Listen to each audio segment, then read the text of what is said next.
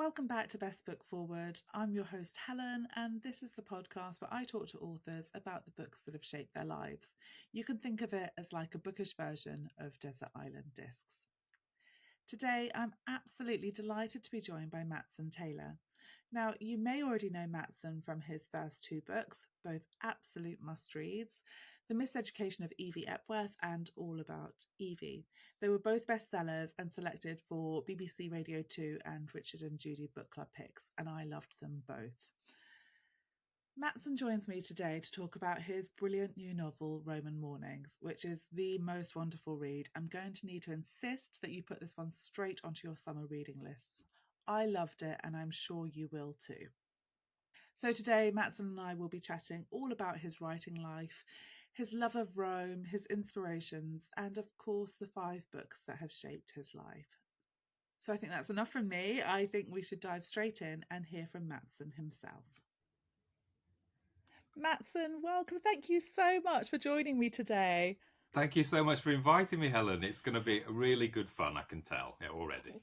We've already had such a good chat before we came on, so I'm really looking forward to this. And I'm so excited to talk to you about Roman Mornings. Matson, I adore this book. I just said to you, I'm going to have to stop myself and be like, I love it, all the way through. Oh, thank you. Thank you very much. Thank you. You know how to make a writer very happy, I'll tell you. Oh, you know how to make a reader very happy. So do you want to start off by giving everyone a glimpse of what it's all about? Okay, so I suppose, there's a sentence really that I was thinking all the way through, and I actually wrote it down on a Post-it note and stuck it on my computer when I was writing. And it's 2 broken people, and the universe brings them together to fix each other. And I really just like this. Not a romantic idea. It's just these are 2 very different people, not romantically involved. And yeah, the universe, this strange magical thing, somehow brings them together. It knows they're both broken. One of them knows they're broken. The other one, she doesn't know she's broken. The universe does. And yeah, brings them together. And hopefully the story is all about healing and finding a family and all of those lovely things as well in Rome. I really wanted to write a book in Rome, so hopefully the Rome-ness of it all shines through. Everything shines through in this novel, Matson. It is such a joy to read. Honestly, I could see myself reading it again this summer. I am obsessed. So okay, let's go back to the beginning then and look at where it all came from. So where was the original idea? Was it Rome? Was it a character? Was it the time period? What was the initial spark for you? So I've had an idea about a book in Rome for quite a long time because I used to live there, which we'll probably come on to later. So I've always had like this Rome book, and I always thought Rome was a bit magical. And then a few years ago, just after my second book came out in the paperback, well, my dad died very unexpectedly, and I'm an only child. My mum died years and years and years ago. So I suddenly find myself an orphan, and it really hit me, actually. I was knocked quite hard by it. And my absolutely wonderful Italian friends just said, right, come over here. We're going to fix you. So I went over. My work was wonderful. I went over there. I was there for about 4 weeks. And they really just put me back together and sorted me out and did exactly what they needed to do. And it was whilst I was there that I was thinking, yeah, there's something about, obviously, like my Italian friends were wonderful and the friendships and this kind of idea of formed family. They all sort of adopted me. But also just Rome itself is such a healing, magical city, something special in the air, I think. And that's why I thought, right, I want to try and capture this in a book if I can. And I suppose the characters just sort of came from that. I suppose everybody, when they're writing, there's little bits of me in all those characters, I suppose. So yeah, that's how I wanted to try. That's how I got into the story, I suppose. Yeah. I'm so sorry that's your experience, but you know, Max, when you said that, I was like, that's you, sort of your experience. That makes sense in the book. Some of the themes and just the love that's in this book, so from your friends and your experience, I can see where that's come through. So you've channeled it into something that's just really, really special and beautiful. So I think that's amazing. Thank you. Yeah, it was really, I don't know, almost kind of like therapy, I suppose. It was my happy space where I could just go off in the book. Because, like I said, I'd lived in Rome years ago for a long time, and it's a very special place for me. So just even when I wasn't writing in Rome, when I was writing at my desk here in London, I'd just close my eyes and I was there, and I know it so well, the sights, the sounds, everything, the people. And it was just fantastic. I was getting up with lots of deadlines. I was getting up about 5 o'clock in the morning to try and write before I go to work, and it's quite grim when you're doing that. There's a lot. You'd far rather stay in bed, particularly in the winter. And after I made myself a cup of tea and dragged myself to the desk, and then like, right, now I'm in Rome, and suddenly it was okay again. It was just wonderful, and this absolutely amazing sunshine of Rome was just there, shining on me when in the dark days of January. In London, brightening me up a lot. It was lovely, because I think that is one of the things that I remember when I first arrived in Rome. The sky, you just can't quite believe the sky, the blueness of the sky. It's just beautiful and almost overwhelming, to be honest. And it goes on all the way through winter as well. So my tiny little dinosaur English brain was there in the middle of winter thinking, well, it's getting cold now. I don't understand. Why isn't the sky grey? And it just stayed blue, and it just lifts the soul, and it was wonderful. I absolutely loved it, and it surprised me, but I embraced it. Yeah.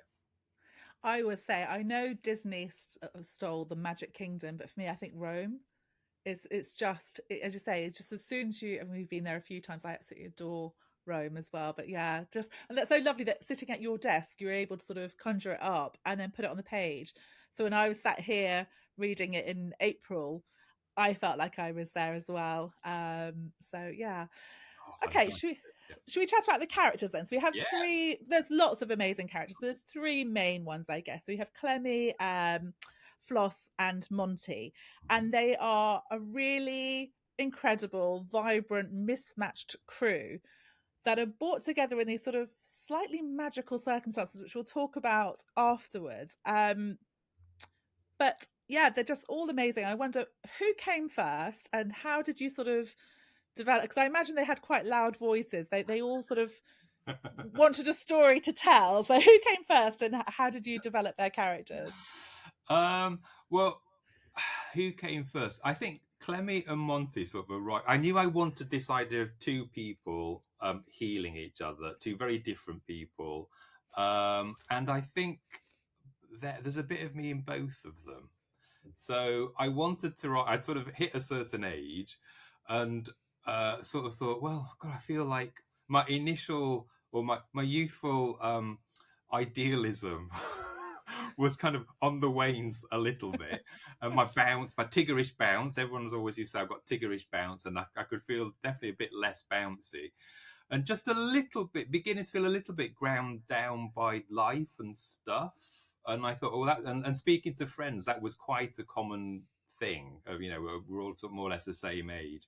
And so I thought, that's interesting. I want to kind of like try and capture that and think of a way to get out of that rut, to rebounce myself or this character, and try and explore through that and how what is it that would bring you joy, for example, and sort of make you sort of nice and tiggerish again. So that's Clemmy. And then Monty's interesting because I think Monty came about because I wanted to. Well, as I said earlier, I was watching a documentary about George Michael. And in the documentary, Ollie Alexander was talking about when Wham first came out and how George Michael was, closeted, hadn't come out. And Ollie Alexander was saying, oh, and I just don't understand why George doesn't come out and say, hey, I'm gay, and it'd be wonderful, and da-da-da. And I was thinking, oh my God, like in 1982 or 83, whenever it was, could you imagine if he'd have done that? Like the tabloids would have ripped him to pieces. There's just no way could he have done that, And I can remember growing up in the 80s and being at school in the 80s and as a young gay boy, and the last thing you want to do is to say that you're gay, and you have all these internalized worries and anxieties and fears, but also dreams, etc. And I thought, God, the generation before me in the 70s, it must have been a lot worse. And it was, I just thought it was interesting thinking that, so being gay had been legalized in 1967, so it was legal, but there was still so much to do. And I wanted that tension of, it's legal, but actually it's still very much frowned upon, socially unacceptable, and like both externally and internally as well. So that's where Monty came from. Yeah, he sees himself very much. I can remember vaguely late 70s television. Some of my first memories on television when there was a gay man on television, it was either like the figure of fun, shut that door kind of thing, very camp and funny, or super creepy and scary and like that. And Monty's sort of just thinking 1976, here he is, he understands he's gay, but he's like, oh, well, I'm not either of those two things, so where do I fit into all of this? So I wanted to try and explore that as well. Yeah. Do you, whenever you say that and people say it's 1967, it just strikes me of like, really? It's so like, you just think it's so late, isn't it? You think, how did it take that long? I mean, I know it's still difficult for people in many places as well, but yeah, I guess for Monty as well, being in Rome and like home of the Catholic Church in the 70s as well, it's like not an easy place to find himself, but he is. Even in London, so Monty starts off in London, and in the 70s, it would have been very hard. Indeed, yeah. So, and I think a lot of that would be kind of internal as well. A lot of the anxiety that he feels internally about these things, because it's an exciting thing. It's full of, there is joy to be had there, and all these kind of dreams and that you have, that a happy life. But at the same time, he probably realizes that it's going to be very difficult, and also because there are no kind of. I can remember reading, I think it's Billie Jean King, who said in her autobiography, if you can't see it, you can't be it, or something like that. And she was talking about there were just no role models, lesbian role models, when she was growing up. So it's very difficult to imagine. She was saying, as a young lesbian, I can't imagine being a middle-aged lesbian or a happy lesbian or a partner lesbian, because there was no representation at all. And it was exactly the same. I mean, even for me, sort of in the early 80s, my earliest memories, I suppose, but definitely in the 70s, the representation either wouldn't have been there or would have been very negative, probably, yeah.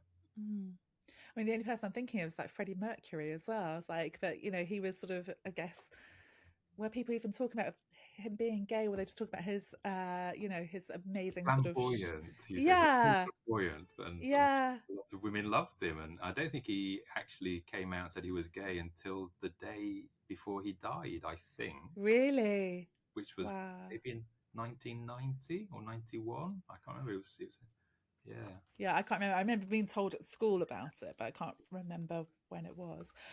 Monty is just a beautiful character. There's so much about him that I just love, and his whole sort of story progression is just perfect. So the other person we have in this family as well as one of my favorites is Floss. So where does she come from? Because she is an absolute scream. I love her.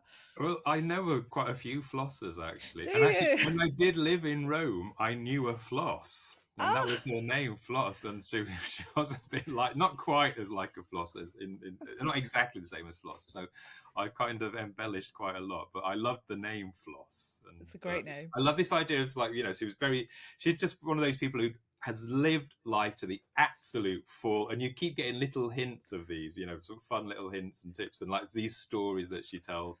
And I love those people with those like amazing people who just embrace life. And they're sort of like just shine with joy all the way through, and yet at the same time very sensitive and caring and wanting to help and nurture and all of those things. Floss was actually, to be honest, in the very first draft that I did, because Floss is such a fun character to write, Floss took over the whole That's very her, though. Exactly, yeah. So, and I thought, well, I've just got to, grind it out, get to the end of the first draft, and then I'll sort her out. Then I'll have a word with her then. But she absolutely just took over because she's such a fun character to write. Yeah, she is a fun character. But as you say, something I just love about her is her heart. Yeah. There's some just really, really special moments from her. I just love her. I thought she was amazing. Oh, thank you. Yeah. So this little found family then of these three amazing characters, you just sort of talked about your experience for yourself of like going back to Rome with your friends after losing your dad. Tell us how it was to write that then. And you said it was quite healing and fun, but how important do you think found family is in this story? Oh, it's so important in this story. Yeah, it just runs everything through the book, through the whole book, because yeah, I mean, they don't really have any other family. And there's a lot of people out there without a family, and the only way that you're going to get that support are through the found families. And if they hadn't, if these odd groups, if this odd group of people hadn't found each other, what their lives would be very different. They bring so much to each other. And I think it is important. Families these days, they're very different to how they were when we used to think about them when we were young. And there's lots of different kinds of families now. And I think just this idea of, accepting and bringing people in to your family. And, I think it's very important. Yeah. Having an open mind as to what a family is. Yeah. It is, it's that acceptance, because they're all so different. They have very different backgrounds. They have, the things that they might struggle with and their own pain, but they just come together. They're just perfect, aren't they? They're just perfect together. Well, they are, but then and it's kind of like it is. I've tried it to make it so that the universe sort of puts things into place so that they do just fit together, and there might be a little bit resistant initially or at times, and it's just that you can't fight it. It's just going to happen. Yeah.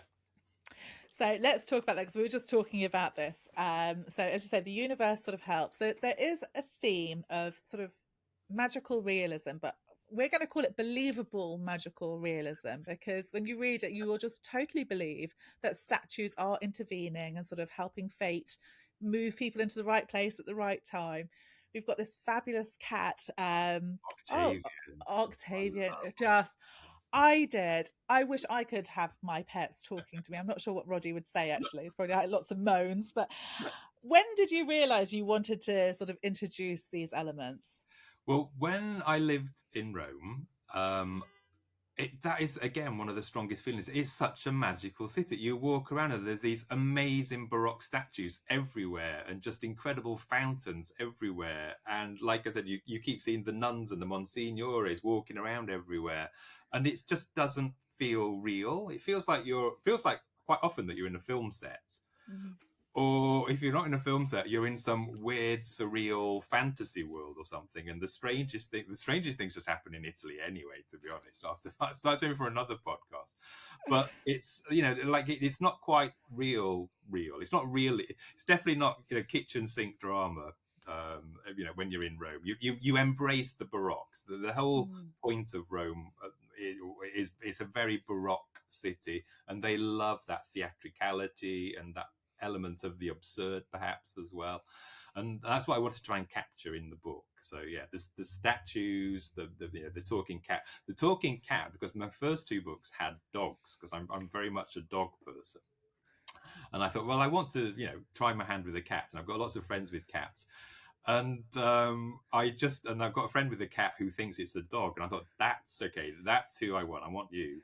And I just grew to love this cat, and I had so much fun with this idea of a talking cat. And my editor at Simon & Schuster at Scribner, Chris, he very much is a cat person. He's got 2 or 3 cats. And he's like, I'm not sure about a talking cat. I'm really not sure. And I said, well, let's just don't worry. Wait until you read it, and then then you can decide. And if you really don't like the talking cat, I'll take the talking cat out. We can do it. And Chris was like, well, I don't do sort of talking animals and things, And I gave him the book, and when the first draft, when he read it, it's like, oh my God, I love the talking cat. Give me more talking cat. so that was good. I'm glad. The talking cat is brilliant, because it's so, I mean, I used to have 2 cats, but I had a boy cat called Mr. Tumnus, and I'm sure those are sort of conversations about, like, when he sort of saunters into a room. He's very cat, but it's just brilliant. But it's just observing cats. So I used to go just sit for hours with these friends who've got cats and just watch what the cats do and see how cat-like they are and things, because I grew up with dogs. So and when you observe them, they are a bit like these sort of very grand Roman monsignores walking around with the very fine gestures when they're doing things, and the way that they walk and the gait and everything, the way that they think that they're in charge of everything. The world is turning for them, and I thought, oh, I love this in the cat now. Now I understand why people like cats. So I've definitely become a catophile. Yeah. And is he really speaking? That's the thing. You never. Hopefully, there's a kind of a little element of, I don't know, is that real or not? Yeah, but it's when you sort of start to put it all together. It's so brilliant. What I loved about it is, like, we were talking about this before, it's so believable, it's never jarring. So like you're reading these scenes and a statue might make something sort of happen and it's so believable. How difficult was it? Because a lot of the story is funny, but it's moving and it's like it's such a clever story because it's balanced so well with that. It's like, was it quite difficult to balance those elements? Because I guess you could have got carried away with like, the magic and the cats. I think because I don't think I'd be very good at writing complete fantasy. So I think we had a very brief chat about films when we first met, and I mentioned La La Land, and La La Land is when I went to see La La Land, I just thought, well, yeah, that's exactly what the world is like. That's what I see every day when I'm walking down the road. People, like with bright umbrellas spinning around, singing and dancing. That's in my head. That is the world. And so I don't think it was too hard. Surprisingly easy to do. And I always wanted to make sure that, those other elements, being grounded and the emotions and the sensitivity and the suffering and the pain, as well as all the joy, etc., are there and feel real. But I like a bit of magical realism in my books as well. When I'm reading other books, I like it. But I didn't want to go completely, magical realism. I didn't want it to get pretentious. That's what I didn't like. I don't like anything that's too pretentious. So I wanted it to be grounded and real and fun, but not silly. Yeah. It's not. It's fun, and it's so. I am crazy about this book. I can't wait for people to take it on their summer holidays. It's just brilliant. When you're saying about La La Land, I said to you, I was trying to describe it to somebody, and I was like, I sort of thought of 3 movies. So obviously, Roman Holiday, which is my favourite, fantastic film, and then Chocolat, which I know these 2 are French, so it's like wrong country. But Chocolat with the sort of whispers in the wind that she hears and like being sort of called to places. Absolutely. And then Amelie as well, like the sort of colours of like we were saying about the cover, how amazing the cover is. But that's my sort of vibes that I had from. Yeah, because I think Amelie as well, it's kind of like almost, there's definitely magical realism there, but it's kind of like, I don't know, realism squared or something. It's like like all those hyper colours and everything. There's something there that's, beyond realism. Yeah. Magical realism is a good way to describe it, I think. Yeah, hopefully there's a very broad spectrum of magical realism. And this is, I hope my book's at the kind of the fun, unpretentious end of magical realism. Yeah. Whatever the perfect end is, that's where it is. So I just think it'd be a great movie. Actually, it'd be quite hard to sort of translate, I guess, onto screen, but wouldn't it be brilliant? Oh my God, yeah, that would be wonderful, wouldn't it? Yeah, and Rome, like I said, it is. You do feel like you're in a film just when you're walking around. So like anything set in Rome would be incredible. Yeah. Well, fingers crossed. Fingers crossed. I know there's a producer circling, I've been told, but that makes me think of Sharks. Get quite worried. No, that'd be quite because I think they could be so creative within it. Have you ever thought about who would sort of, if there were any actors who you'd cast, if you could have, if your Rome could your statues could magic up the perfect cast, who would they be? Oh my God, okay, that's a really good question. I haven't thought about this, but sorry, put you on the spot. Yeah, I don't. Who can I? God, I don't know, to be honest. I think often with the first 2 books, the best suggestions or the best thoughts of who with the actors always came from readers, and they'd always saying these brilliant people, and I'm like, oh my God, yeah, now you said that, that's absolutely right. So hopefully, readers will have some very good suggestions about who can play these people. Yeah. Or fingers crossed. Then let's hope that producer snaps it up because it'd be amazing. Okay, so the book is beautiful, it's fun, and it's really clever, and it's a wonderful read. But it also, as you said, there is some pain and some suffering, and we're going to sort of tread carefully for spoilers because I don't want to ruin this for anyone. But you do explore some sort of really difficult moments in history, which you sort of mentioned before about, being gay in the 80s. But do you want to sort of try and maybe, without spoiling, sort of dive a little bit into that for us? Yeah, I think from quite early on in the book, you understand that Monty is broken. And you kind of, as you go along through the book, you kind of begin to understand why he's got these feelings for men that he can't really understand. He feels quite bad about it. And then there's a name that keeps being mentioned, this James, and you're sort of thinking, oh, James. And so, yeah, you think, oh, there's the heartbreak is there, you know, the relationship. And I can't really say too much because I want to give Yes. you, but the, you know, there's definitely heartbreak in the book. There's a song that Björk sang where it's just like love comes at you when you're not expecting it or something, or from somewhere that you're not expecting. I think heartbreak in this book comes at you from somewhere that you're not expecting, perhaps, is all I could say. Yeah, it's a difficult one, so I put you on the spot there. So we were saying before, it's such a it's a clever storyline because you sort of keeps you sort of guessing, but when you read it, and actually when you then go on and read your author's note and sort of realize how important it is as well, we're going to leave that there. So you have to go and get the book now, everyone. That's it. So obviously in the book there are some amazing male characters. I just said to you, some of the women in here, so Floss and Clemmy, the nuns. I love the nuns. They're amazing. So it was such good fun to write the nuns. Yeah, they were so fun. At the disco, the nuns at the disco, I loved it. Your previous books, you had this amazing character, Evie Epwoth, as well, who I adored. How do you sort of capture those voices? What do you do to sort of step inside to your characters and sort of capture them, make them so believable? I think, I don't know. I mean, just growing up, I mean, all these cliches about Yorkshire being a very matriarchal society are absolutely true. And I can remember growing up without any brothers or sisters, and just constantly being at my mum's side and her friends and various things, and even just going away and doing things. So I was very much always with women, watching women, and, you know, all the way through life, very, very, very close friends with women. So I don't know, I must have somehow just absorbed it.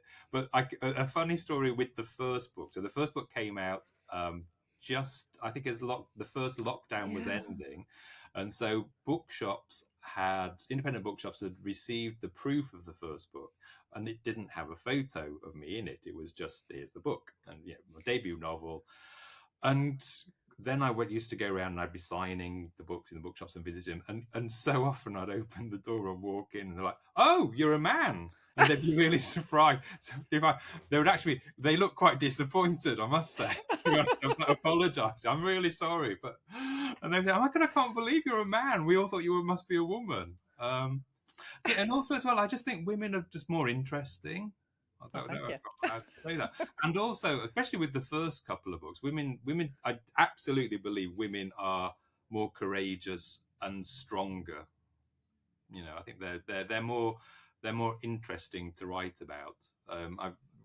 For another book, well, not my next one, but the one after, I think I've got this idea of a very strong female character, and hopefully sort of tracing her all the way through the 20th century, and I just find that would be far more interesting for me to write than a man. I don't know. Men are quite boring most of the time. When I sit down, I don't know. Is that just my friends? Maybe, I don't know. Good job, it's mainly women listening, so that's so interesting. And, you know, I was just thinking, because I remember Evie coming out actually as well. I think it was it 2020? Yes, yeah. So we were sort of in between lockdowns, and it was like a perfect sort of. It's so interesting, isn't it? Because you obviously wrote it before we knew what was coming, and it came out in sort of perfect time. And I feel like Roman Mornings, again, we're in a bit of a weird place. Again, it's a lovely sort of book to escape into, I think so. Yeah, I think everybody's feeling very unsettled at the moment, and anxious, and there's a lot of problems out there. And I hope the book is somewhere to disappear into this other place. You're in Rome, you're in a different time, you're in the 70s. It's 1976 and 1977. Again, very troubled times, actually, 76 and 77.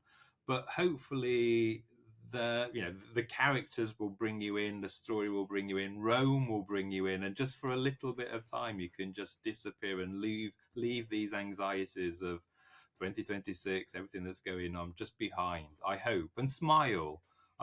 In fact, if to go back to Evie, I love it when people smile. I always say I want people to laugh and cry at my books. If I've made you laugh and cry, I'm really happy. But with Evie, when that came out, it was the first time I'd been on social media, and one of the very first DMs. I mean, I wasn't used to getting DMs. I can remember thinking, "Oh my God, what are these DM things?" And somebody sent me a DM, and I was sat here in my flat, and I opened it and read it, and somebody said, "Dear Matson, I hope you don't mind me DMing you. I just wanted to reach out to you because I've read Evie." And then it went on to say, my sister had died with COVID 3 months ago, and reading Evie gave me a reason to smile again. I'm filling up now. And I was just sat on my sofa then. I burst into tears, and I thought, nobody can ever say anything nicer to me. That's just the nicest thing. I want that on my tombstone. It's just the best thing ever. And just to think, oh, if I can help make someone smile during the day at some point, I'll take that. That's the best thing that I can do. Yeah. What an Can't do more than that. amazing. No, but what an amazing story. And I always think it's incredible when people sort of talk about, you're saying you're escaping into a book or whatever, but sometimes people are dealing with really, really hard times in their life. And actually, just to be able to open a book and just escape, but also sometimes it does help because, you'll see yourself or see somebody reflected and understand what they're going through as well. So I think that's it's amazing. I just love being a reader. God, me too. Because I think sometimes, even our thoughts, we process, we put our thoughts into words sometimes through the words of others. And you're reading something, you think, oh God, yeah, do you know what? That's exactly how I do feel actually. And I wasn't quite sure, and I knew something was wrong, and that's it. And it's wonderful when that happens. It's just such a brilliant thing. Yeah. So you said earlier you lived in Rome, and so for some of this writing you were in Rome, some you were here. Something else I loved in this book is the food. Gave me some serious hunger pangs. I had to take quite a lot of food out because in the first draft, when I was really back in London writing my flat, getting up at 5 a.m, feeling very grumpy, there was a lot of food in there to cheer myself up because that's what I like. Oh. So Chris, my editor, said, "I think we can lose a little bit of the food, don't you?" But there's still a lot of food in there because food is such an important part of Roman life, of Italian life, and yeah, I love the food. I do, and also family life as well. Like bringing people, sort of sitting at a table, sort of joking aside, it does make me hungry.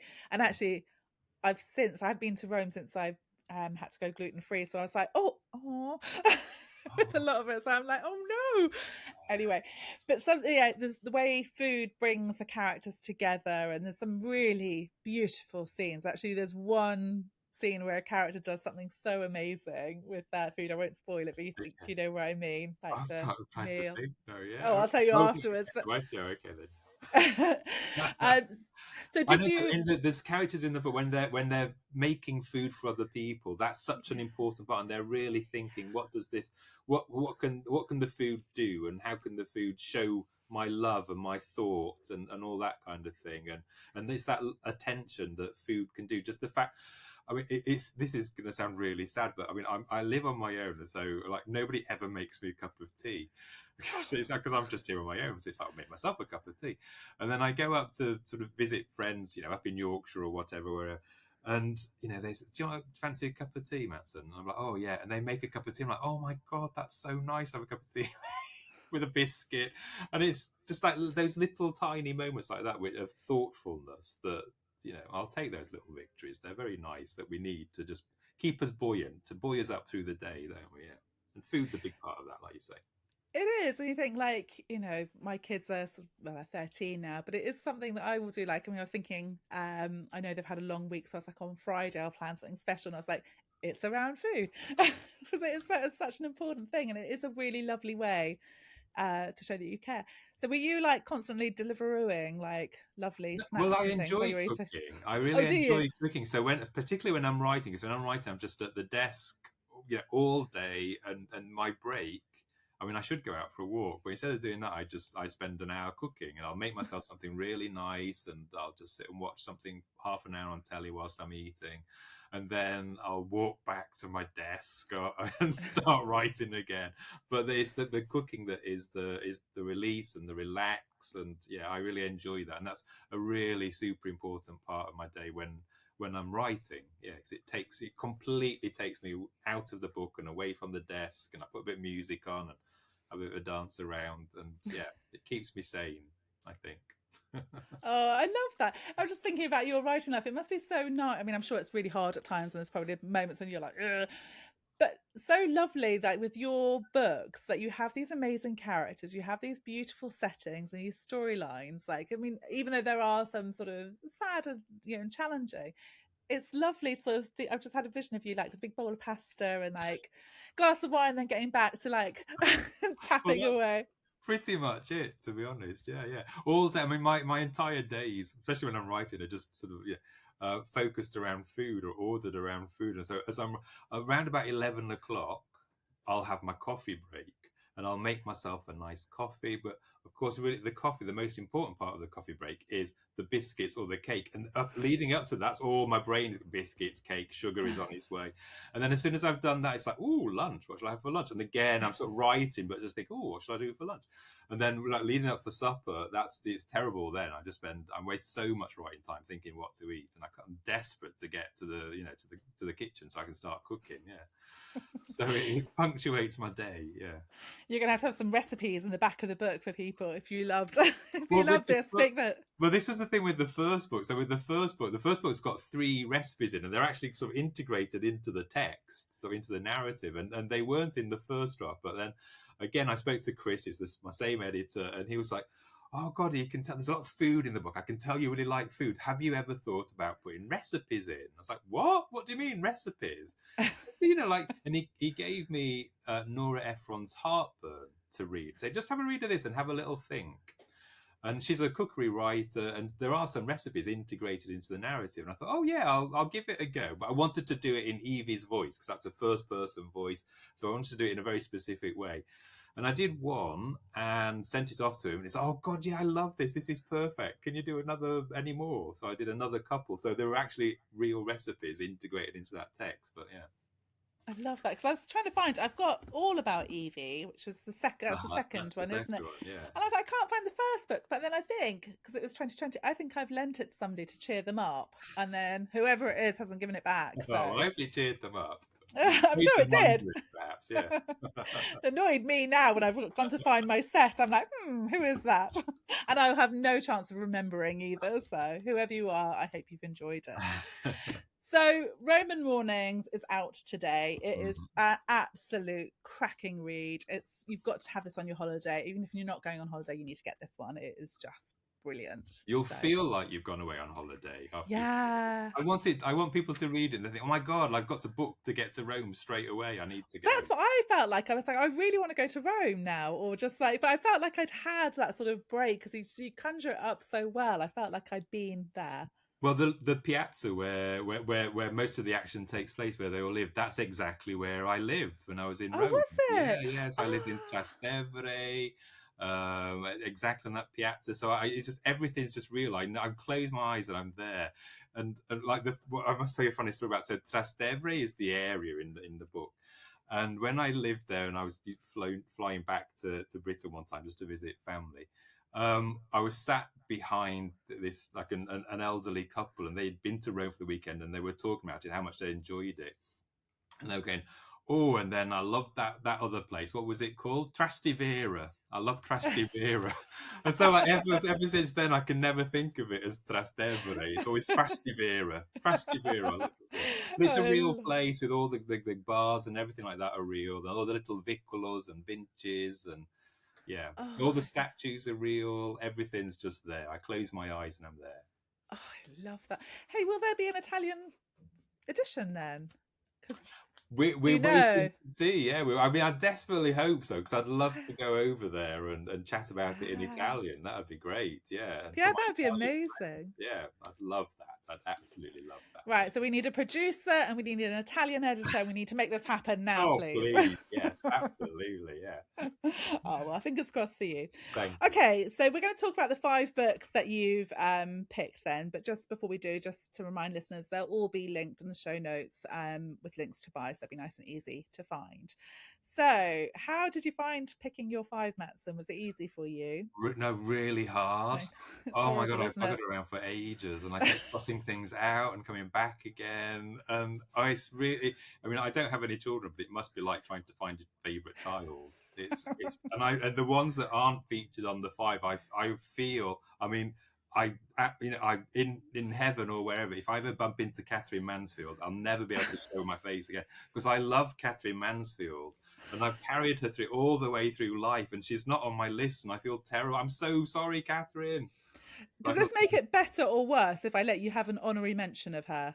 Well, yes, if I could have an honorary mention, please, for Katherine Mansfield and her absolutely amazing short stories. And she was just one of the best writers that I've ever written, and read, right? Even yeah, and her sentences are just things of beauty, and there's a real sort of humor in there as well, and sensitivity. Yeah, so she is wonderful, but unfortunately didn't make it onto my list of 5. I feel terrible. Well, because I loved it so much, I'm going to let you have an honorary mention. Just don't tell the other authors I let you have that. So we'll sneak that one in. Okay, well, let's hear then about your first one then. What was your first book choice? Okay, so let's have a think. Which is the best one? Okay, I think my first one then is going to be, here we go, The Secret Diary of Adrian Mole. And this is so important to me because being an only child, I spent a lot of time reading when I was very little. And then when I kind of hit, I don't know, like 10, 11, I discovered computer games and Nintendos, and I was, rugby and playing all kinds of sport and being out all the time. And I just stopped reading, to be honest. And it must have been, I don't know, when I was like 13 or 14, something like that.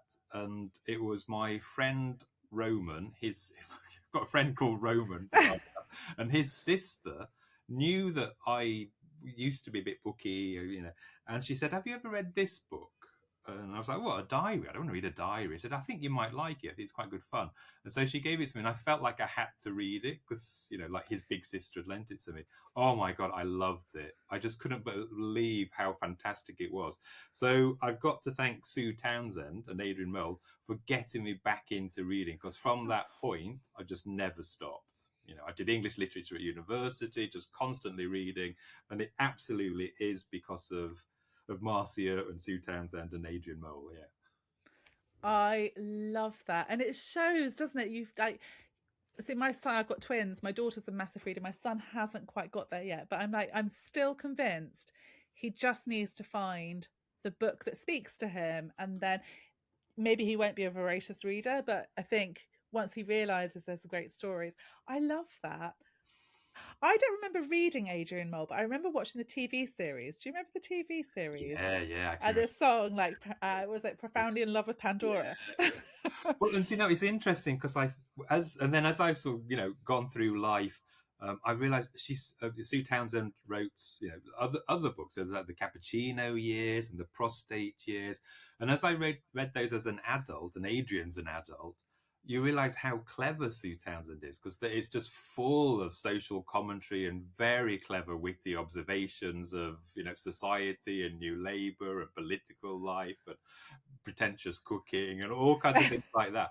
And and then when you go back and read Adrian Mole as an adult, you realise all that's there as well. So she's absolutely critiquing what's going on in the 80s of society and political life, etc., which of course you don't pick up on when you're 12, 13. No. It's just fun.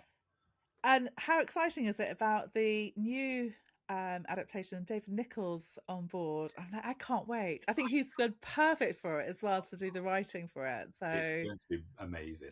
I really can't wait for it, and I just hope that it brings a whole new generation of readers to Adrian Mole, because once you start with that first book, you'll just want to read all 5 of them. I think, I don't know, but there 5? There's definitely, I think 4 or 5. Yeah.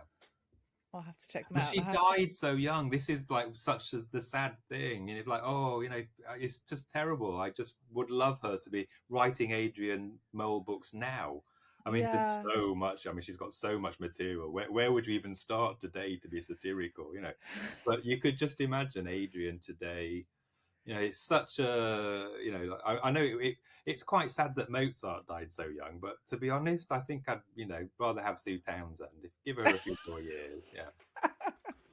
Sorry, Mozart. But you think that's so nice, though, that, I mean, obviously she's not here to see it, but then new readers have been found, that it's still, it's been like revamped again for TV. So obviously something so special. You think, I wonder when she sat down to write that first diary, whether she had any clue that it would have so much longevity and just be so well loved as well. Like, who knows what was there? Who knows? Yeah. But it's just a wonderful, wonderful book and a wonderful series, and clever as well as fun. And that's what I really like about it. And in fact, quite a lot of the books that I've chosen are fun, but also, it's quite hopefully clever and saying something and have that emotional depth as well. I like that combination, I think. Yeah. I haven't read anything else on your list, so you're going to have to convince me to do some buying, I think. So Shall I go for the next one then? Go on then, hit me with the next one. So I think the next one, so then that was sort of 13, 14-year-old Matson, and then I loved reading again, went off to university and just read lots of 16th, 17th, 18th, 19th century literature, all of those things, Old Icelandic, Beowulf, all of those.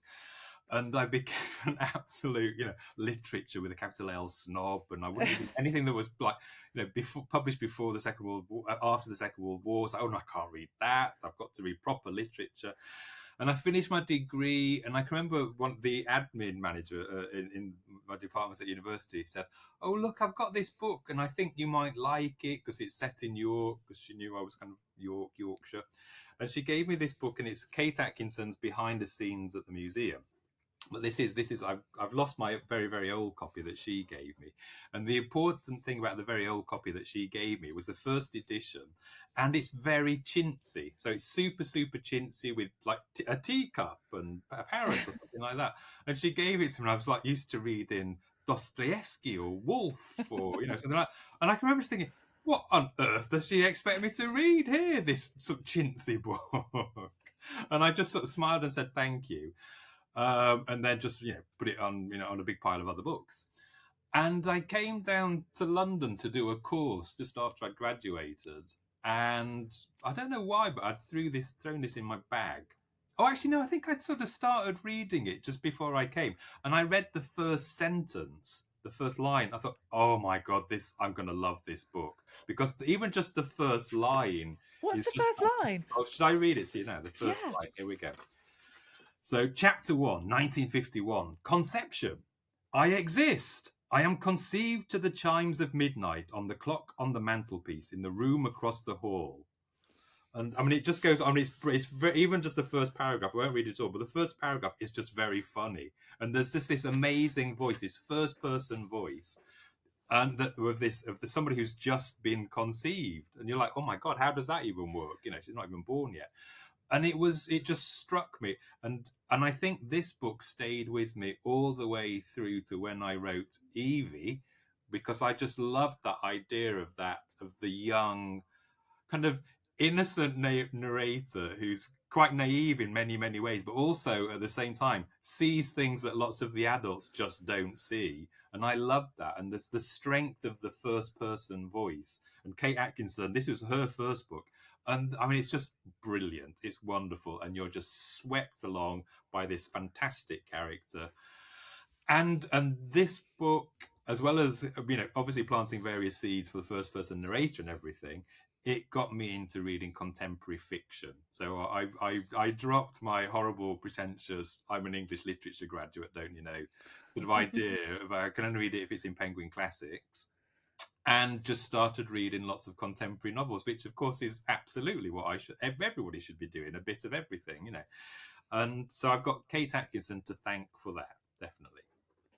That's amazing. Actually, I definitely need to go and read that, because I've read a few of her books, but I love the sound of the opening chapter paragraph as well. Oh, it's brilliant. It's really funny. It talks about like how she's been, because her dad's in a pub in Doncaster or something like that. It's just really funny. Yeah.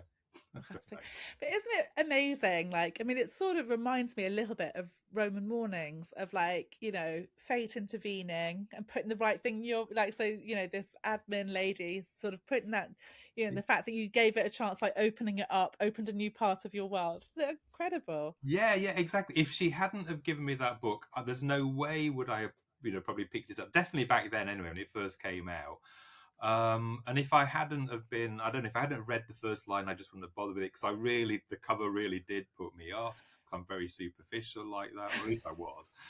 And yeah, so it's like there's so much fate just intervening. But I think that's true of all life, isn't it? We can all, and I think this is, yeah, you're right. This in Roman Mornings, there's so many of those sort of inflection points of fate, and so many things. I mean, I was just sort of thinking back when I was writing the book, so many of those moments that I've had, and we've all had, where you think, oh my God, like if I put that in a book, people just wouldn't believe it. Yeah. Because of these so many weird coincidences. But then life is just absolutely made up of so many weird coincidences. So I like the idea. I mean, in a way, I'm getting very pretentious now after saying I'm not being pretentious, but I like the idea, like in Roman Mornings, it's almost like I wanted to foreground the artificiality of writing. And like this, almost like the story's writing itself with like all these, oh, that can't be true, or fate, or you're kind of highlighting the fact that like this is highly unlikely, but Yeah. yet it's still happening. So I wanted to try and do something a bit like that. Yeah. Oh, it's just brilliant. I mean, I love that. I love sort of thinking of like sort of little coincidences and things. So I love the idea that somebody happened to put a book in your hand at the right time. Because you think if they'd done it like a year before, you might have just given it to a charity shop because you were so busy studying. So it's like timing. And I always think the right book will find you at the right time. So Such a lovely, yeah, that would be a good book, actually. Yeah, the right book will find you at the right time. That is such a good idea for a book. I love that. Oh, Yeah. well, That when should be you a write it, t-shirt as well. Wouldn't that be a lovely t-shirt? yeah. You Oh, should. listen, when You you should write start it, doing these. I will definitely. We can go into this together. We'll do a collab. I can't write for Toffee, but I just want like a little mention in the back of like. Okay, so let's move on to your third book choice then. Well, I think I'm going to, because I've been talking about how covers put me off, and chintzy covers almost stopped me ever reading Kate Atkinson because I was very stupid. Well, another book that's like that is this one. It's the Diary of a Provincial Lady by E.M. Delafield.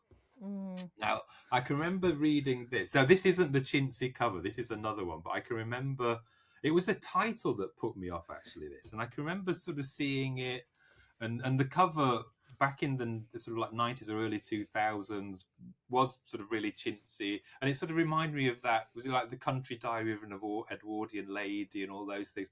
And I can remember sort of hearing about this book and seeing it, thinking, oh my God, who on earth is ever going to read a book like that? Like, I can't think of a book that's worse. And I was like really, really against it. And then I think when I lived in Italy, I used to come back to Britain to work at university in the summer. And I was on one of those courses, and I was just doing some very glamorous evening thing of ironing my shirts it was the book at bedtime on Radio 4. And I'd sort of started it halfway through and, switched the radio on rather. And I thought, oh my God, what's this? This is fantastic. And I had to stop ironing and just listen to this fantastic story. And at the end of the book, they were like, oh, and that is tonight's edition of The Diary of a Provincial Lady by E.M. Delafield. I was like, what? That really rubbish book? It can't be that book.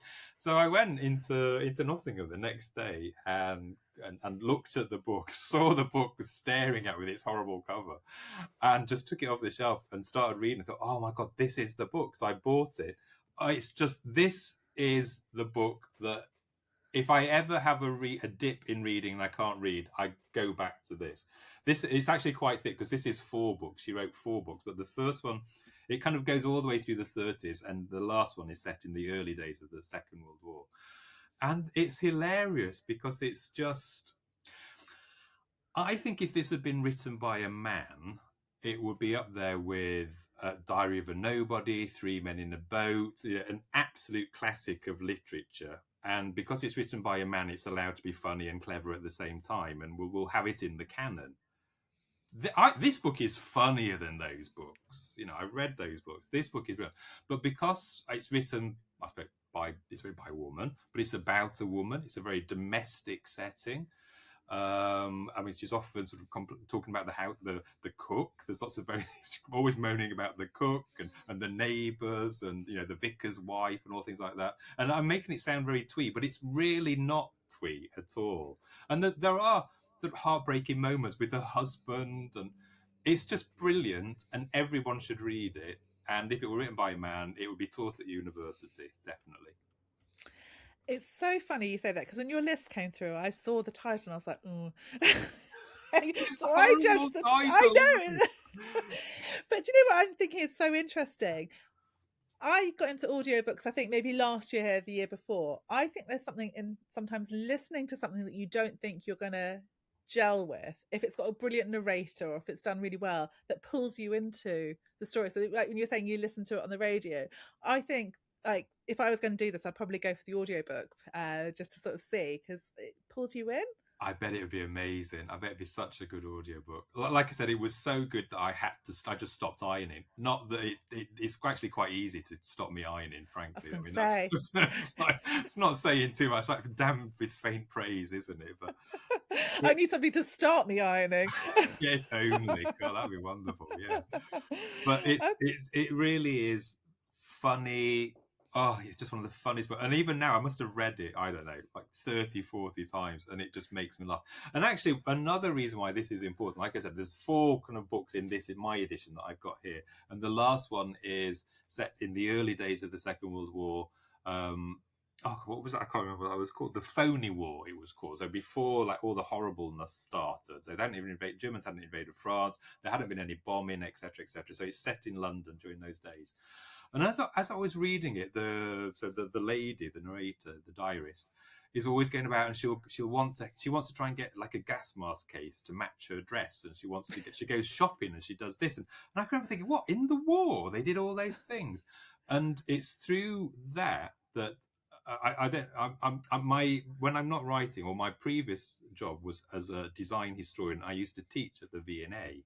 And this is the book that got me into my research field, because my sort of specialist area was luxury goods manufacturing during the war, which you don't think, surely there can't be any. They were too busy building tanks and guns and planes and things. But no, they were building, they were manufacturing. Some people manufacture, if you knew where to go and you had the money. You could go to Asprey, down Bond Street, the Queen's Jewellers, the old Queen's Jewellers, and you'd get a beautiful leather gas mask case lined with silk and gold embossed and enamelled.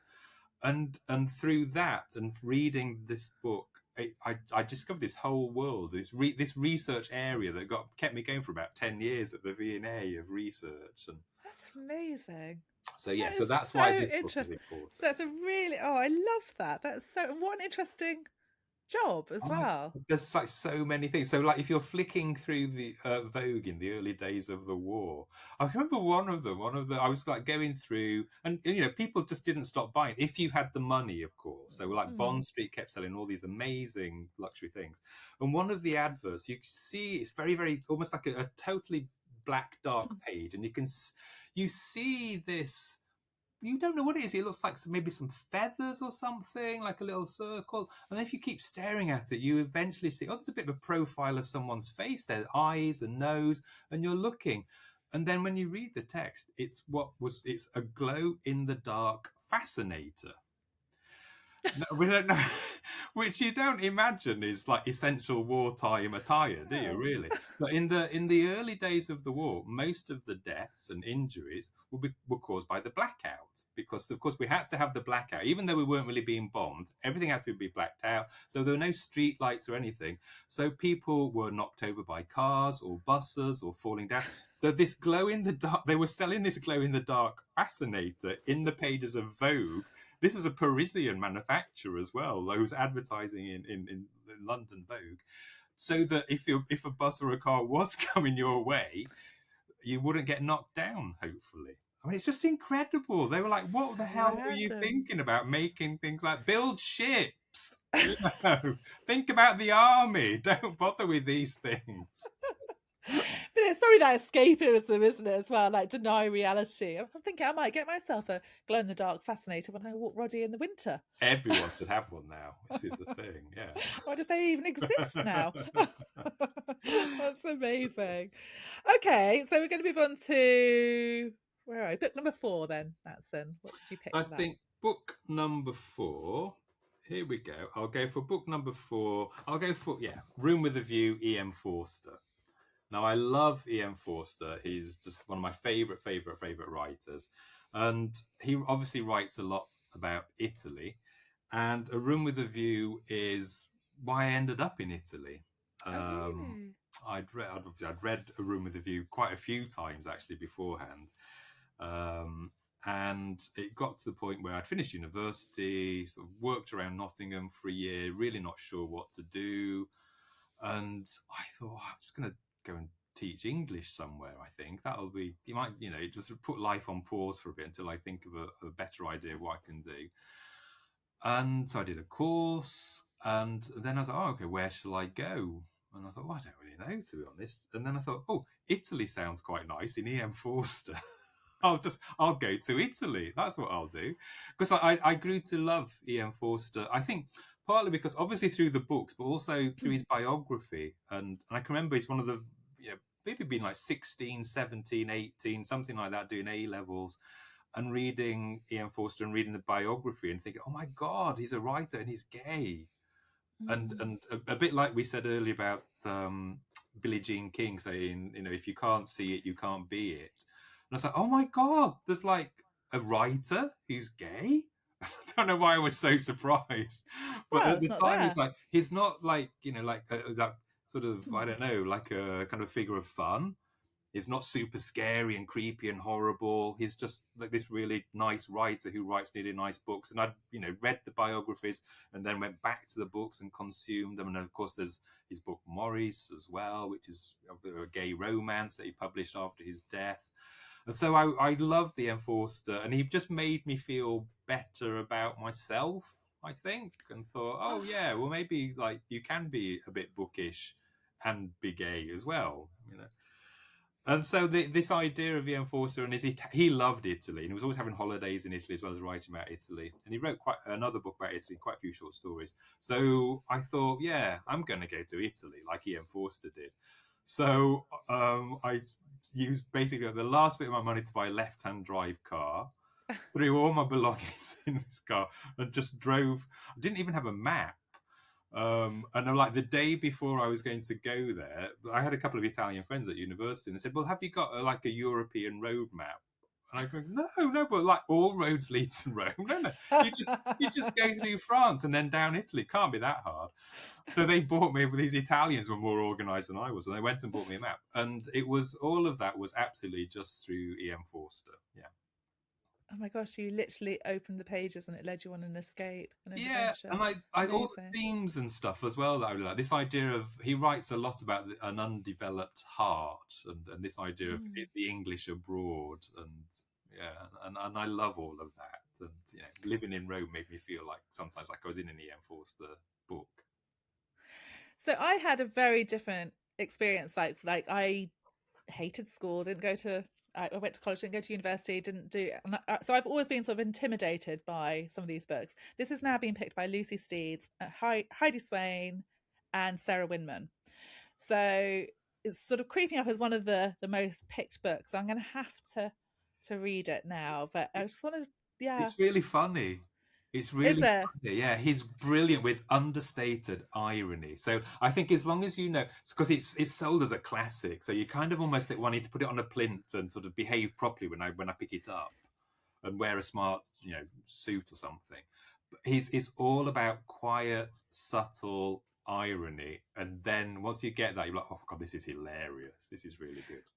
See, I think I've sort of had to retrain my brain to sort of come away from thinking like books you have to be underscoring the right bit and just sort of studying them rather than just picking it up and enjoying it. Because I mean, it was like, I think last year I read Pride and Prejudice and I was like, oh, but I had a fear picking it up because I was like, oh, I've got to understand it and I've got to sort of pull it apart. But actually just pick it up and read it and enjoy it. So I'm going to have to make this one of my 2026 goals. I think you do. And I think there's a character called Miss Lavish. I think you'll like even just the name. Yeah, you've got a great name. Surely, Miss Lavish. Oh, okay. Like Miss Lavish. Yeah, it's a very funny book. Yeah.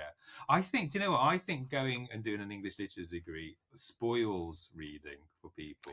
Do you think? Yeah. I know I was probably very controversial, and I loved it. It was just like a wonderful time, my university degree, and I loved reading all the classics and doing all that. But it did make me read differently, and it took me a while like I said, when I was given the Kate Atkinson, I was like, my initial reaction was, oh my God, no, I'm not going to, my intellectual literature with a capital L brain is not going to be wasted on that bit of contemporary writing. Thank you very much. How stupid I was. What a ridiculous idea. And it kind of did do that because I was trained. I mean, we didn't read anything, like after the Second World War. It was even like 20th century was quite frowned on, to be honest. So it must be like, sorry. No.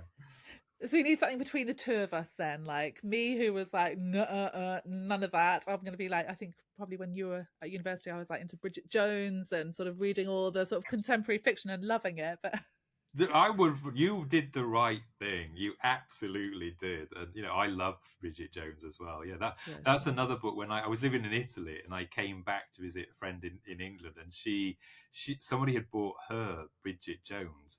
And I can remember being like, who's this, Bridget? I've never heard of this. What is it? Because you're a bit out of it. This was before the internet and everything back then. I was like, what's going on? I don't understand.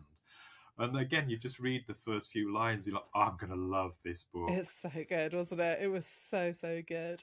But when you say that, I think like we both, like, when you're saying like what you did, everyone's path leads them to where they're supposed to be, right? I think, mine was very zigzaggy.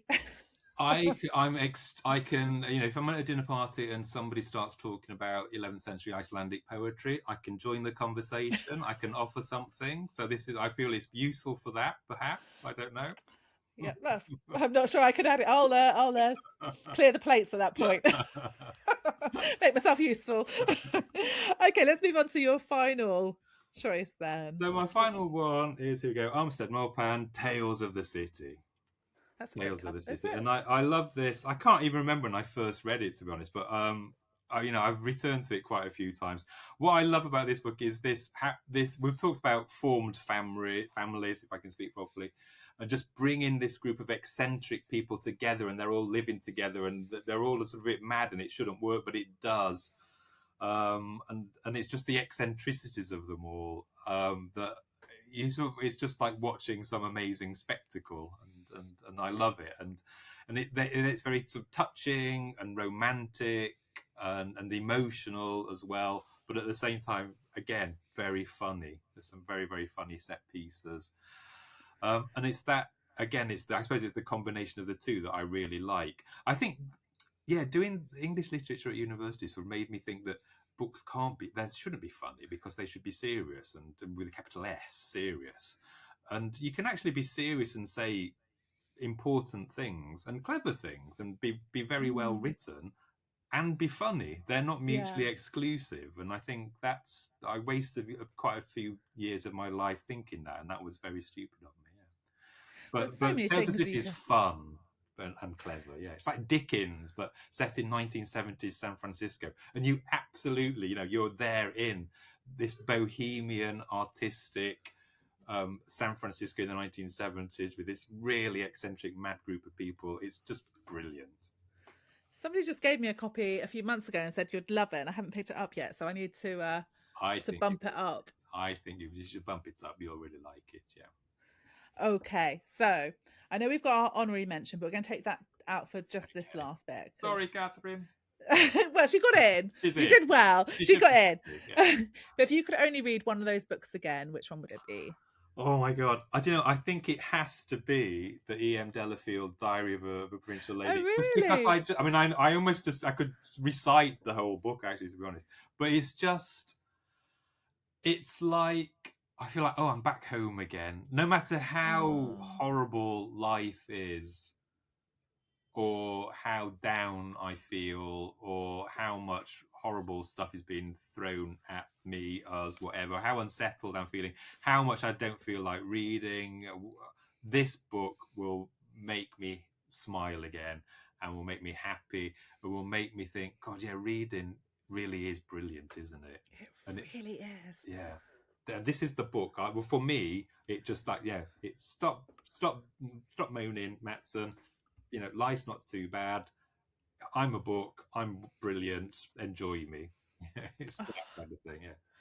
I love that. You've done very well. You've got me to add 3 books. Oh, okay. Thank you So very much. 3 that I was like, would be like, I'm not sure. So you convinced me. Well Okay, done. good. Thank No, you. I just actually need to pick them up. So Finding the time to read them, that's the thing. oh, I know.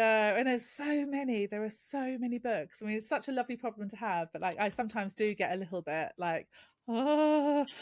You'll absolutely fly through this one. Remember Really? that is, I've got the four books in one edition there. I'm But going the to do the first book audiobook for that is one, I think. you will, your house will remain uncleaned and your shirts will remain unironed until you finish it, I'm afraid. Those are problems we have all the time, no matter what I'm doing. Don't worry about it. Your children won't eat.